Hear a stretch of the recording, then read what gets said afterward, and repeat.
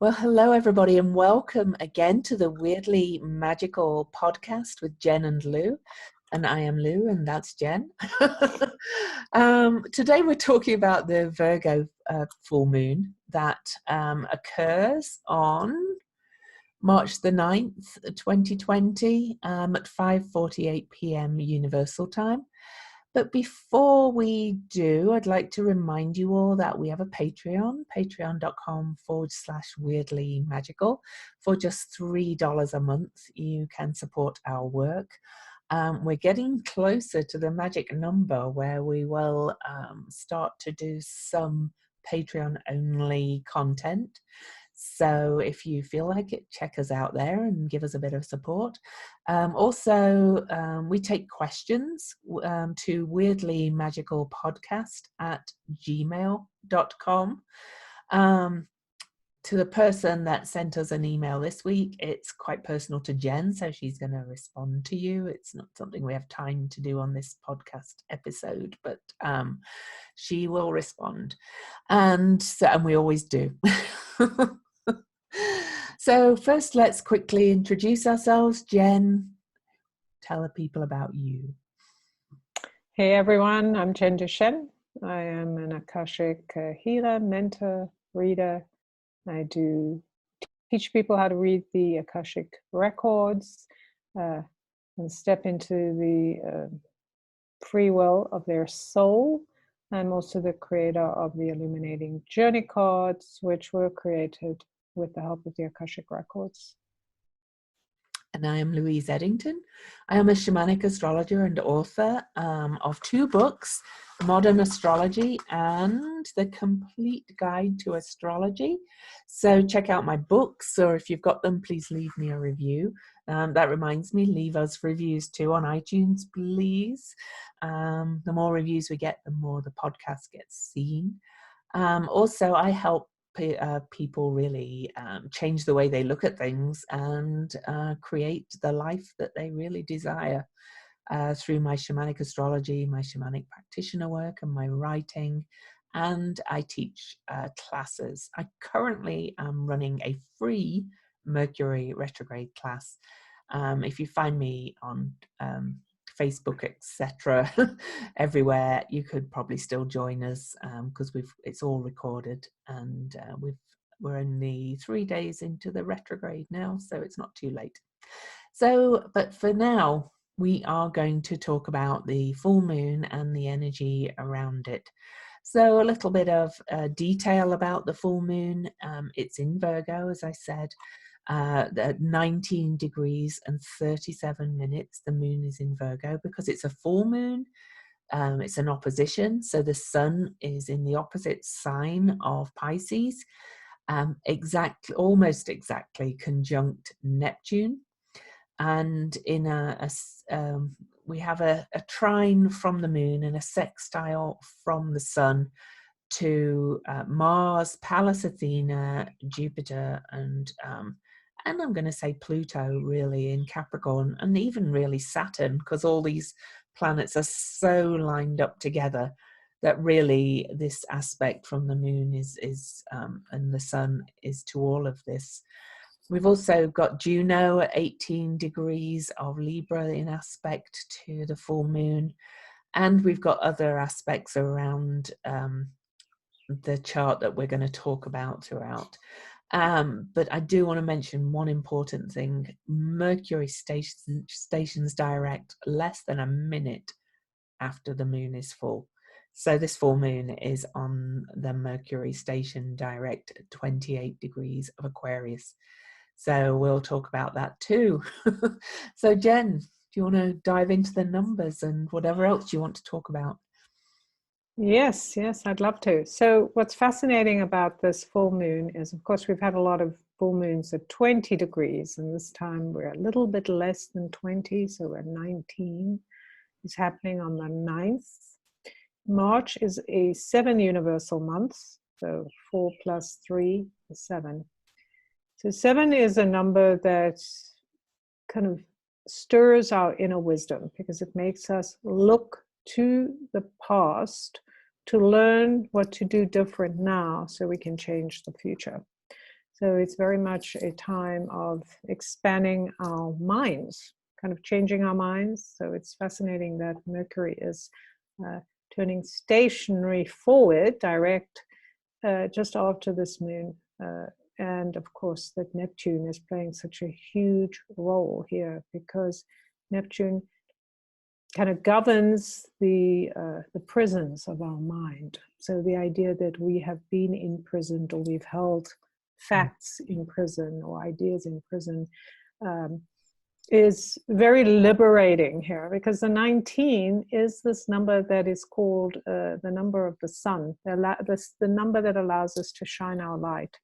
And when we talk about shining our light, we're not talking about, oh, look, everybody at me, I'm the greatest, but truly becoming the wholeness of who we are. So the holiness or the divinity of who we are. And of course, Neptune is all about spirituality.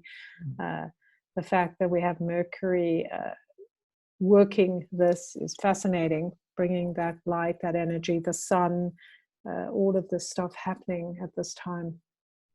And of course, Uranus being engaged as well, allows us to understand that there is a lot of shifts happening, a lot of the higher mind, a lot of this kind of energy coming into what feels like wash away the old idea of who we are and where we came from, or what we believed, and we're being exposed to something new. So this is happening, as I said, on the 9th. And when we add the 9 to the 7, we get 16, which makes another 7. 16 is a highly intuitive number. 7 is a highly intuitive number. A lot of the wisdom of the world revolves around the number 7. We have 7 days of the week, 7 greatest things or something, because of this energy, the magical energy of 7. And then the 19, what else is fascinating about the 19 is that you have a 1 and a 9. So you know that it's about endings and beginnings. And something is ending. Go ahead. I found it interesting too that Neptune is at 18, which is a 9, and then the Sun is at 19, which is a 1 as well. So it's like a Neptune in Pisces releases, lets go. So it's like ending something, and then, yeah. Right. It's that double ending, and it really is an ending of some kind. Something we have maybe thought was going to last forever is now ending. Some belief we've held, some idea or ideology is ending. And it could be about religion, ideology, something that we thought kept us imprisoned in some way. So it's really going to be interesting to see what comes to light. And the 1, of course, is about moving forward, the focus and what is new. And when we add 1 and 9, it makes 10, which is this divine energy of balance, which we are in a 2020 year, which is about balancing our relationships, balancing our relationship between the divine and ourselves. And of course, adds up to a 1. 1 and 0 is 1. So it really is about moving forward. It feels like we're splitting away in some way from the old idea of what connects us, the old idea of relationships. We are two, or we work together, or this is what it looks like. And we're pioneering a whole different way of being, because we've been freed from some ideology. Yeah, and you know, we forgot to do cards, so we'll do those in a minute. I can't escape the fact that all this is aspecting all that plethora of planets in Capricorn again, you know, that's man-made law, the institutions, all that kind of thing. I think it's another step, and we keep saying this over and over again, about letting go, releasing our attachment to believing like the institutions know better than we do, and releasing our attachment to man-made laws that we've kind of blindly followed. Well, this is how it's done. This is how it's structured. You know, this is the law, and I'm not talking about obviously natural laws or, you know, major laws like thou shalt not kill, things like that. But we're talking about, you know, the day-to-day regulations and institutions, and, you know, this is how banks do things, and this is how the government does things. this is a huge release, I think, in that area of life. And I love that my favorite asteroid, Pallas Athena, is in exact aspect to Neptune on the full moon, because she is this visionary owl energy, which hence why my business is called Cosmic Owl Astrology. But she can see in the dark like owl can. She has got this piercing wisdom to see into rabbit holes and to strategically see a way beyond it. So I love that she's in aspect. Before we say any more, though, shall we show our cards and then keep talking about all of this? Because I don't know about you, but my card really ties in with a lot of with the full moon. Right. Yeah. All right. Let's do the card thing. I'll do mine first this time. Okay. So I've got the Princess of Discs. That's the mastery of creativity and the birth of new forms. And it's a very earthy card. If you look at her, she's really kind of, well, she's pregnant with the figure in the card for those listening on iTunes or whatever. The figure is pregnant but very inward facing. Her spear is pointing down into the ground as if to get the wisdom from the earth. It's just a very earthly card, and it's very much about tuning into your inner wisdom and birthing that, which to my mind ties in with the Virgo full moon perfectly. So very true. Virgo is one who is whole unto herself, and this woman is very whole unto herself. So. Right, and willing to take on the responsibility of the mundane to create change. Yeah. And that makes me also think about the 19, the sun, the energy of the sun. This is when we are awakened by the energy of the sun, when we have the light of life exposed, that we can use it in a way that actually takes us into a new place. That's very powerful. If she has the sun rising behind her, so there you go. Right. Or the day. Yes, really beautiful. Well, that's fascinating, because the card that I pulled, the Illuminating Journey card, is the 7. So that's really, and Athena is in this card. Right? So she has her arrows. There's an owl here somewhere. Oh, right at the top. I don't know if you've seen. There's an owl in there. The owl, yeah. So I find that fascinating that she's present in this card, and that this card, which some people think of as the Akashic Records, the internal Akashic Records, to me this card, and it's kind of funny if I do it like this because it makes it look like they're owl eyes there, but right, for those of you who can't see, it's very purple, and there's it's like being in a library, and it has all this stuff everywhere, like the pyramid, all kinds of ancient things and new things, etc., piled up everywhere. I always see this card as something that's taking us to a new place. It's very cosmic in the sense of, it's almost like the Akashic Records are going, stop your obsession with things and focus on the journey, right? So it's like, what's the journey? Where are you going? The wonder, the mystery of the journey is available to you. All of these things don't disappear because you're focused on something different. They'll be there, they're in the library. You can always pick them up on your way out or when you need them. What's that? Is that a bathtub? Yes, it's a bathtub. Neptune washing things away too. Right, cleaning them, right? Yeah. Cleaning them. It's a bathtub full of knowledge, right? Yeah. So it's like useless knowledge in a sense, right? We're releasing useless knowledge to go. To me, this is about taking on the energy of our true selves. Like, this is me without my accoutrement, without my, oh, look at me, I got a big house, look at me, I got a fancy car, or all of that. This is just bare bones. Who are you when you drop all of this ideology on the side, all this attention to a thing, and focus on who you're becoming, on the journey you're taking. And to me, that's part of this whole Athena, coming down the stairs kind of, we're ready, we're going forward, right? The journey Mercury. begins.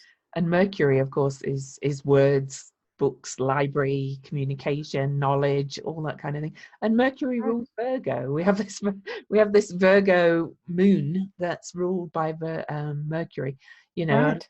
I think often a lot of people automatically go to Gemini when they think of Right. Mercury, but it's also rules Virgo, and that's very much also about. I mentioned Virgo being one who is whole unto themselves, but it's also Right. about getting organized. It's also about reorganizing your daily life to be more of use and to serve you better and serve others better. So that's Right. It's about contribution, and it's also about your health, like how you consider your body, the how you use your body, how you relate to the physical idea of being a human. And I think for many of us, that's all been about I'm comfortable, I'm uncomfortable, etc., and not being about this bigger picture of becoming, or, being expanded with your physical self when you are in tune with your soul, because there definitely is a huge soul aspect, I believe, in the whole um,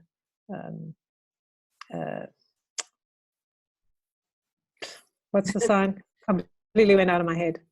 Virgo. Right. Virgo, right? Oh. Is that thing about making that real, that idea of, this, the virgin, the woman who is complete unto herself. This idea of taking back your power in the physical world and going, right, this is how the system works. This is what it takes to overcome the illusion, right? Which can be the Neptunian thing. And to look at some other things, to go back to the chart, I mentioned the Pallas Athena. Now we also are 18 degrees, so we've got all this ending stuff, as Jen said, a 9. But Pallas Athena's there, seeing how we can end things and move forward, providing strategy for taking action in Capricorn, because it is a cardinal sign, which is an initiating, let's take action sign. But we also have Juno, asteroid Juno, at 18 degrees of Libra, and that's in square to Pallas Athena. And Juno represents women's rights and women's and children's rights, amongst other things. But in Libra, I think it's particularly to do with women's rights.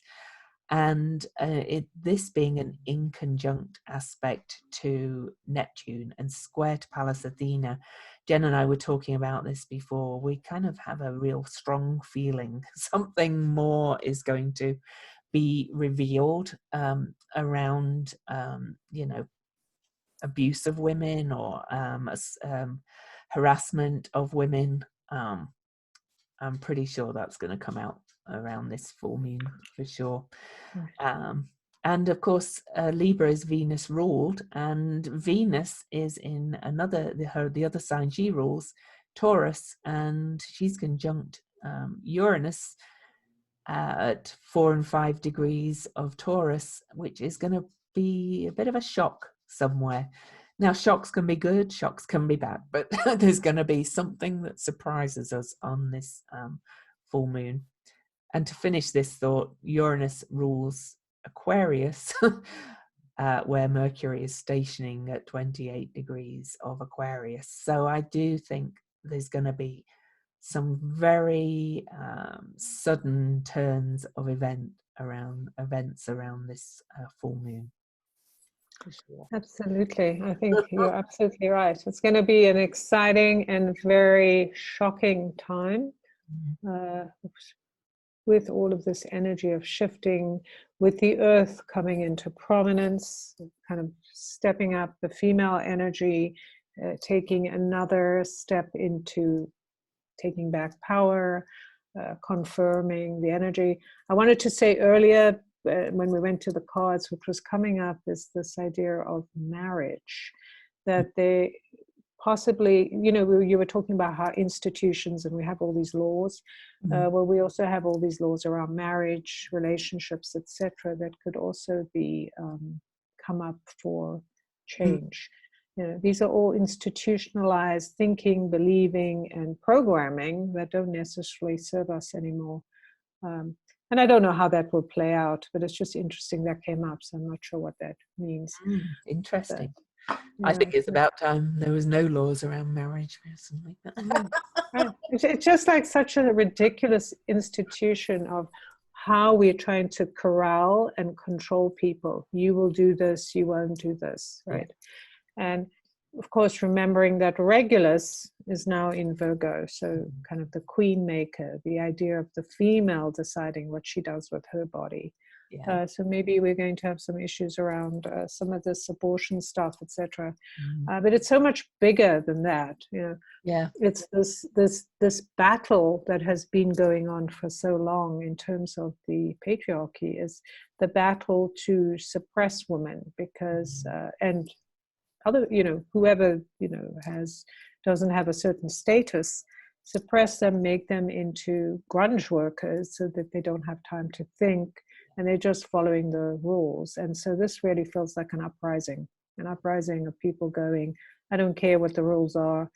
And we certainly, you and I were talking about it, how our leaders now are basically leading the way, saying, I don't care about the rules, I don't care about decorum, I'm not going to follow what people say, I'm not going to do the polite thing, I'm going to do whatever the hell I want. Yeah. And they've kind of thrown this energy into the mix, and so that then allows what some people might call rabble rousers or deplorables or whatever they want to call it. You know, those names are names to make people shrink back or be afraid. But the truth is we've gone so much further than that, that some name calling isn't going to stop us from kind of pushing down those gates, moving towards this idea of what we believe is liberation, kind of taking away the fencing. I wanted you to behave a certain way. I'm disappointed in you. You didn't do what you said, which I think is going to, a lot of this will probably come up in many ways, political, financial. Juno and Venus both impact our financial world, our debts, what we owe the land, what we owe the world, what is due. So for me, this probably, you know, we don't know how this is going to affect our financials, but it definitely could have some impact as far as that as well. And, you know, it does have a very... there is this element of pulling back the curtains in this this lunation, I think, of, you know, we've talked, you know, something's definitely going to be revealed, or some things, but there's a definite revolutionary vibe in there as well, and I'm not going to take this anymore, and I'm going to stand up for my own liberation. Chiron in Aries is at 4 degrees, and so is Uranus, and Uranus is the benevolent rebel, or the lord of lightning bolts who shocks us. But Chiron is the key to healing, and in Aries it's about, you know, standing up for yourself, and really you know, knowing who you are at a soul level. And Chiron is squaring the lunar nodes. You know, we can't, and that means Venus and Uranus are also aspecting the lunar nodes, who are finishing up their time in Capricorn and Cancer, with the releasing and the tail of the dragon, if you like, being in Capricorn, say, that's been asking us to see the corruption and what's not working in our institutions, and moving towards this North Node in Cancer of remembering that it's about the people, not about those above us or who we've put above us, but remembering it's about one big family, people. We're all in it together. Now, how we get there is, you know, people don't agree on that, but we're being moved towards this remembering that it really is about the human family, or even the whole family of the earth, you know, all that lives on it. We have to remember that what we do affects another one. So, and so this is going to push us more towards that North Node, I think, as well, which is beautiful. So Right. Because also what's so interesting is we're in a 4-year, and here we have these key players that are pushing the 4, which is the number of the Earth, actually. So it's fascinating that we are being pushed to realize, and what was coming up is through pain. It's like when pain is revealed to us, when we realize things, like we are going to see things that are going to hurt us. And we are going to have to come to terms with that pain that we feel. I did all this because you wanted me to. I did all this because I thought I'd be rewarded, or you wanted me to be a good girl, and or whatever your thing is. And when that comes into our psyche in the present, and we're going, oh, so that was just a waste of time, or foolish, or whatever response is going to bring pain. And through the pain, this is how we actually evolve. Because when we go, I'm feeling my pain instead of suppressing my pain, and I'm seeing, I made these choices because I wanted to be loved, or I wanted to be safe, or whatever reasons we make these choices are all based on our idea of how we can be comfortable in the world. And this chart to me is about that, learning to be uncomfortable, learning to go, there are no certainties in terms of, I can't look up at the man at the top who's going to take care of me. If I do X, Y will happen. None of the stuff is real anymore. It's not happening. And so therefore I've got to change how I live in the world. I've got to change what I believe. There is also a kind of futuristic, kind of forward, on we go element to this full moon as well, I think. With Mars catching up to the energies in Capricorn that have been taking apart the patriarchy, if you like, or slowly dismantling the patriarchy. Mars is very much the warrior. Let's move forward. As we record this, Mars is out of bounds at the beginning of Capricorn, but he goes back inbounds on March the 2nd, kind of having found different ways to take action and do things in a sign he really likes being in, Capricorn. He's in his exaltation. He's like, let's build, let's create, let's move forward, build the new. And Mars here is catching up to Saturn, Pluto. Jupiter's catching up to Saturn, Pluto as well. Pallas Athena's catching up. It's got an element really of, it's time to start building this new, even though, there may be some pain about what we're releasing and what's being revealed to us, as Jen said, or some of the shocks that are coming. There's a real forward movement. We've got all of this energy in Capricorn, which is a cardinal sign, which is new beginnings, initiation. We've got Chiron and Eris in Aries, which is definitely new beginnings as well. The North Node in Cancer, which is an initiating sign, and Juno in Libra. Then we've got Mercury changing directions, saying, okay, let's move forward in Aquarius, which in some ways is about, amongst other things, is about future goals. It's creating new patterns, new structures, things like that. So it does have a very forward movement to it. So, yeah. Right. I think it's a really healing full moon. Yeah. It's a culmination. So this is an opportunity to heal.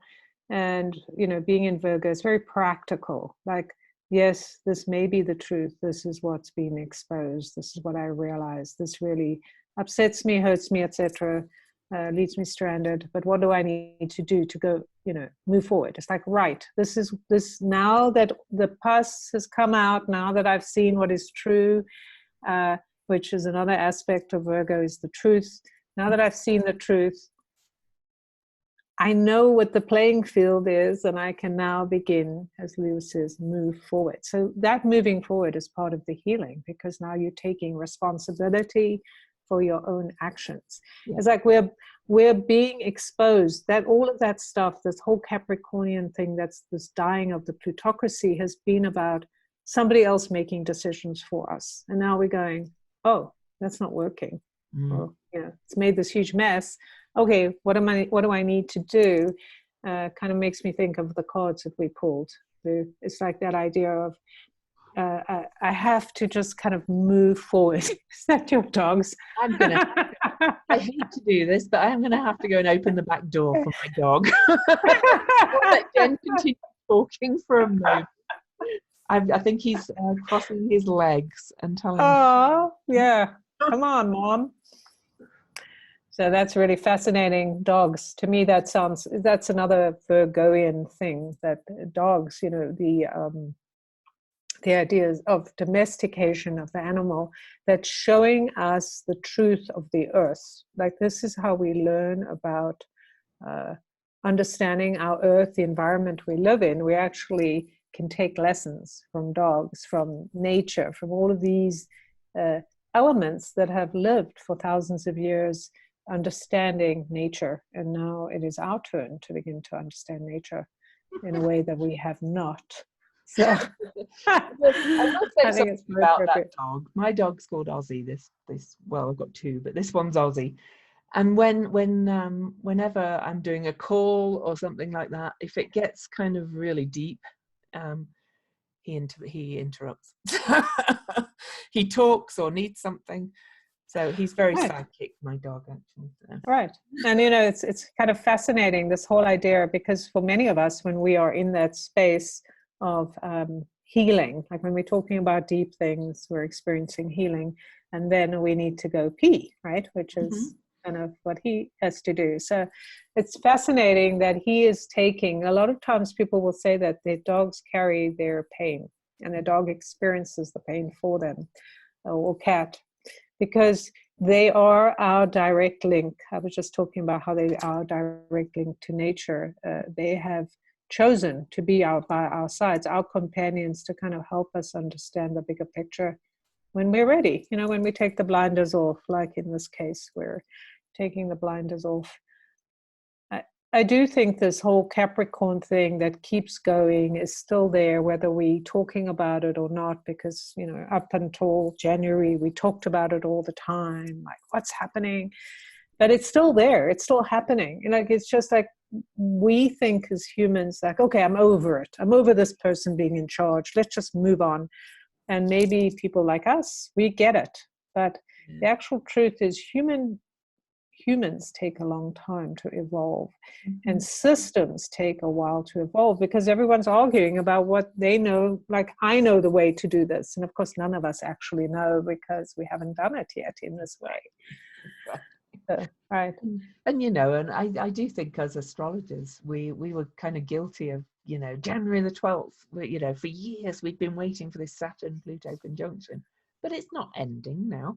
You know, every time Saturn or Pluto aspects something else, or something's coming up to it, or Jupiter's now coming up to Saturn and Pluto, and that expands, so it's going to like make everything bigger of what's been building. And we can see that playing out, you know, in the USA in the elections. I was laughing with Jen before. We've now got Mayor Bloomberg, who's a billionaire, and Trump, obviously, who's kind of this wealthy, glitzy gold kind of showman, kind of both oligarchs. And I posted a video on Facebook the other day of Frankie Goes to Hollywood, Two Tribes song.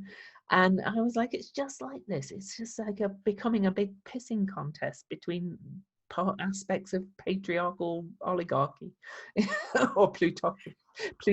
Right. Exactly. And what we were talking, sorry, it's just the astrology and everything. Right. And the actual truth is, these people will destroy themselves, right? They'll destroy the system they helped to create and they maintained. And that's a good thing. We don't need to do too much. We just need to observe and focus I think this is very much the message of this Virgo energy with the sun in Pisces. This is us focusing on our mission. What is true for us? What is whole for us? What is sacred to us? What do we need to do to kind of create that sacred thing, that that is about the building blocks of a new time? We've got to focus on that while they're doing all the, throwing money in the air and, kind of pissing on each other. Maybe that golden tape will come out. That'll be hilarious. But I mean, I'm sure it's sad for some people, but it's just like, this is it. We've got to have a sense of humor about all this craziness. And just watch it as if it's kind of a TV show, because it is. It's almost like a reality show, Don't let it, don't let it really drag you down. It's not going to be the end. Well, hopefully it won't be the end of humanity, but Right. Well, I mean, the thing about death that's so sacred and so beautiful is that death is about endings, and we all need endings at some time. Like even people we love, like I can look at like my mom, who's now 90, and it's like she's tired. She wants to go, and our system doesn't allow for her to go when she chooses. And it's that, in many ways, as sad as her death will be, it will be a relief. It'll be a new beginning, relief for her. Like, oh, I'm out of this. I don't have to do this shit anymore. I'm done. And for my siblings and myself, it's like, oh, that chapter's over. We can get on with our lives. So, there's that sense of the same thing. Let them do this crazy stuff they're doing. Let them destroy each other. And we can just observe, throw the popcorn in the mouth, go, oh, this is hilarious. And just focus on, what am I here to do? What's my mission? Where am I focusing my arrow on all of this? Yeah. And of course, none of that means, don't choose your candidate, don't vote. It doesn't mean, we're not talking about don't abdicate. Yeah, because that again is abdicating everything, as Jen said. Yeah. So it's not about becoming an ostrich and burying it in the ground. It's about taking care of you first, you and yours, and creating your security in life, which we've talked about often. So. And your voice, right? Again, where this is another act or time of your voice, this kind of the washing away of what the debris that has stopped you from speaking your truth. And your truth is, if you do believe in democracy, you must vote. If you believe in, you have to take action on your beliefs. This isn't about, I'm going to sit out this experience. You just sit out the parts that are impacting you in a way that isn't helpful. Right? So you don't get involved in other people's histrionics. You just keep focused, and that really will help you. I also wanted to mention that I think it's really interesting that of course, Saturn is almost in Aquarius. Mm-hmm. And Saturn is the old ruler of the traditional ruler of Aquarius. And of course, this is this idea of bringing in new ideas, a new way of doing things. So we know the system is not just breaking down or has broken down, but we haven't seen complete proof yet. But that there will be new ideas that we will need to focus on and develop. But speaking of that, in fact, there's never any accidents. This very morning, I read an article about if we want to reverse climate change or slow it down or whatever, we must listen to or learn from the indigenous peoples of the planet. Right. I've talked about that often, about with Saturn being the traditional ruler of Aquarius and Uranus being the new, we're bringing in the indigenous methods in new ways to help us move forward. So when Saturn moves in, that's going to be a bigger emphasis on that. So. Right. I think what also is going to happen, which is very exciting, is that for most of us that, traditionally the kind of the elite or whatever, intellectual, the elite, all these people have looked down upon us as the general public, saying, you don't know anything and I'm just going to pull you by the nose. And what's happening with this Aquarian energy is we're actually expanding and the Neptunian energy, we're expanding our intelligence in a way that we are not waiting for somebody to say, oh, you're an idiot, or you know this. We're just like, oh, I really understand this that I didn't understand before. So I can just kind of move these people out of my space and go towards what I believe. So you can just kind of skip over the argument. You can skip over this idea that they're still believing, like, hey, you got to listen to me. I know what I'm talking about. It's kind of like the news. All these people are still mouthing all these things. They have no idea that we're not even listening to them, right?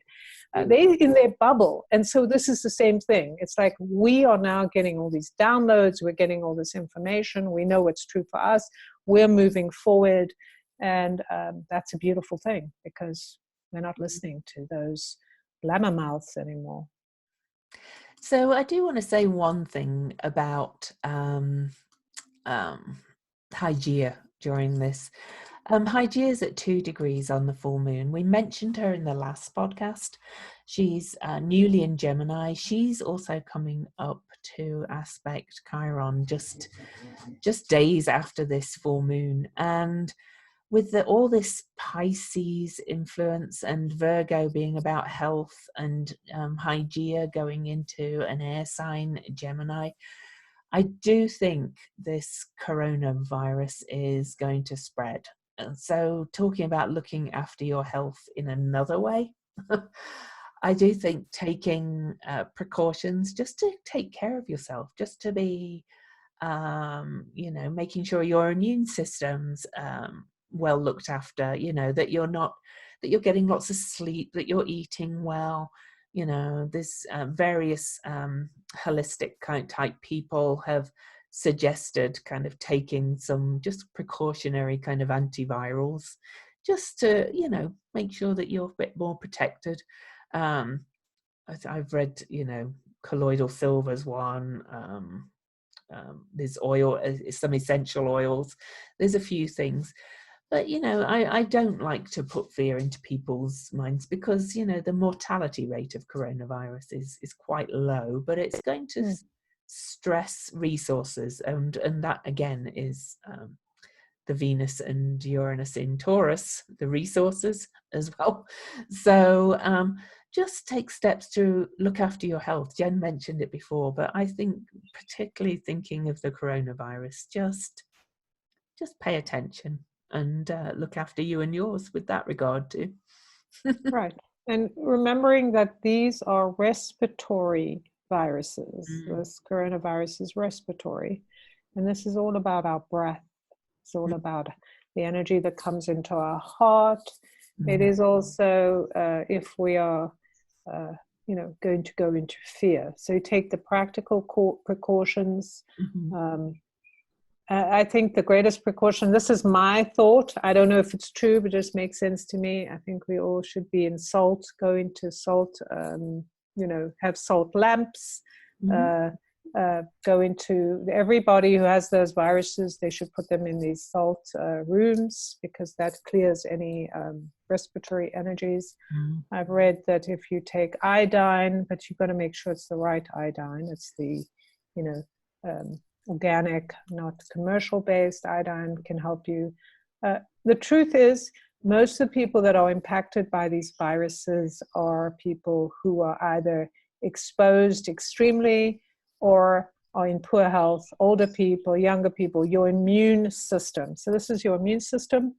I think also there's a way to, just like what we've been talking about, when you disconnect from, you make yourself immune to all the bullshit that's out there, you are probably in better health, right? You're more relaxed. Like when you're stressed out thinking, oh, it could happen to me, it often right. You're impacting your immune system, you're impacting your vocal system.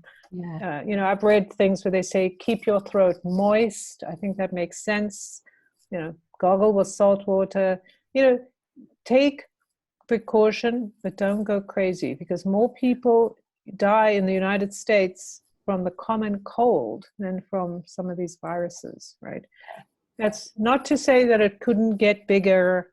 We don't know. But, signs are indicating that, the spread of disease does two things. It makes us fearful, and it controls us when we're fearful, right? And we start doing things, sometimes not bad things. Sometimes I've heard people saying that we're going to retreat more into our homes, be more cognizant of where we're going and how we spend our time. Instead of being out amongst people we don't know, maybe we want to be in our home environment, want to improve our home environment,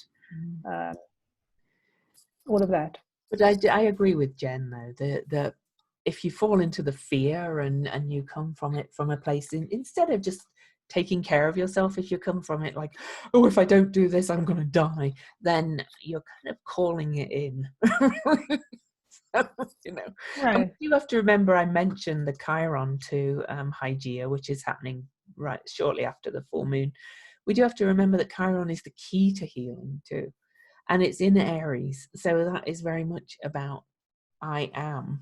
So it's like heal yourself first, and or look after yourself first, and you will be more resistant to all of this stuff that's happening out in the world. So Right. Eat well, take care of your body, sleep well. All the things Lou said, those are just practical things we should be doing regardless of this virus, right? Yeah. Just because we need our strengths now. We're going into a very, very challenging time. And so we need to be able to build our immune system. Even the word resistance, right? Being part of a resistance is part of building your immune system, because your immune system is impacted, you know. It makes me think of the thing about the Gutenberg, you know, the Bible, Gutenberg Bible. And I thought it was really interesting, the guy that spoke up at the speech, his name is Gutenberg, all right? I don't know if you noticed that, but I found that at the State of the Union, the father of the child that was murdered. I didn't notice that. His name is Gutenberg. It's not spelled, it's got one more T. But I was like, oh, there's a sign from the universe, right? Because that was, and then I went to kind of look it up a little bit. You know, it's always nice to what happened, you know, even though we've talked about it, and realize the word Protestant is about protesting. It's spelled, right? It's protest, right? Protestant is protest. So there we have this whole thing. We're in a time where we have to protest and stand up for things that may not be popular. So we need to take care of our immunity, right? Who's giving us immunity? Interesting. Now you got me thinking about the word Gutenberg, because that's good. And I think Berg is kind of town, isn't it? Well, Berg can be a town or a mountain. Ah. Berg can be a small town or a mountain. So Gutenberg. Oh, and that's also when good mountain. That's interesting when we look at the Chandra symbol in a minute. Remember that, good mountain, when I read the Chandra symbol. But there's never any accidents, as we keep saying. So, yeah, well spotted on that, because I had not noticed. I didn't pay much attention to the...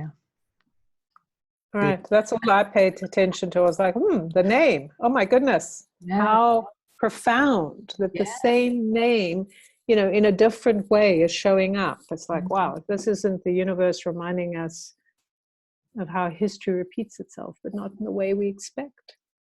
Very true, very true. So speaking of symbols, is there anything else we want to say again about the chart, or shall we move to the symbols? I think we've covered a lot. I don't, there's nothing particular that stands out.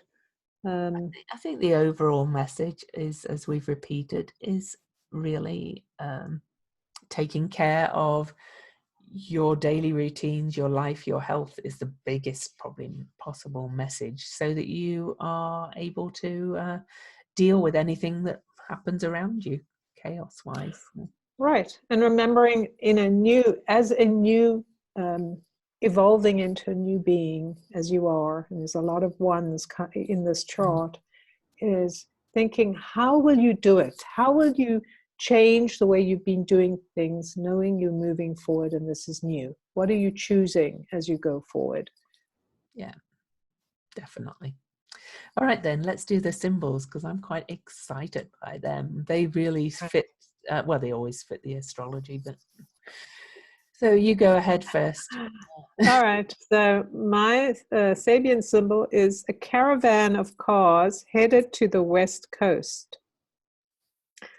So the keynote, the need of cooperative effort in reaching any new world experience. So we don't really, yeah, isn't that fascinating? We've just been talking about. So we don't know the type of cars or caravan, because a caravan is a group of something, right? Moving towards the West Coast. What's implied is a process in which a group of persons are journeying together, thus linking their consciousness and energies using the car symbol. And some people think of the car as that when you dream of the car as something, it symbolizes your life, actually. In order to safely reach the goal of destiny. And here there is no longer any sense of competition, but an ordered and structured endeavor. And so the consciousness is in it, the adventure in consciousness, a totalization of purpose and effort. I love that. All coming together to move together in the same direction. That's very promising, personally. So the Chandra symbol also has kind of a movement towards something. And I said, remember the good mountain? It says the expanse of the Himalayas in the distance. When you place a spiritual cosmic perspective upon every single little thing that happens, you will either overshoot the mark or discover perfect meaning. The overshooting of the mark happens when the little mind and the greater mind become warped in their relativities. Proportion tumbles before pregnant magnitude. Everything is sprinkled with archetypal overtones. Perfect meaning arises here when the truth is the yardstick and you simply align yourself with the truth in a non-dogmatic fashion. The spirit of discovery becomes the spur. The unknown makes the known precious and poignant. You finally get it right that every microcosmic situation is a jewel in the making and only needs to be appreciated and boosted by faithful beholding. The passage is from thinking about it to becoming at home within the path of bringing all worlds together, just as the occasion makes possible with a light touch and an easy grasp of the reins. There we go. So it's about not forcing. That's very Pisces as well. It's about surrendering and kind of, yes, taking action, but letting it unfold together and letting it all come together. So. Right. And even I believe Virgo, in its true essence of being whole unto oneself, there is no need to push, because you know exactly and precisely how to get things organized and moving without overstressing or straining or insisting. Yeah. Interesting. So, Jen, have we anything else to say? Or, well, let's remind everybody, we have the Patreon, patreon.com/weirdly magical to support our podcast. Please, please, please, reviews on iTunes. You can listen elsewhere, but our reviews on iTunes are kind of the gold standard of getting our podcast noticed by more people.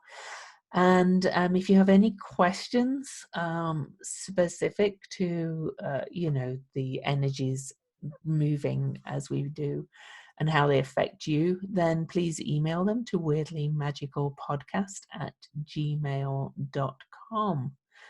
I think that's all for the podcast. So, Jen, do you want to tell people where they can find you?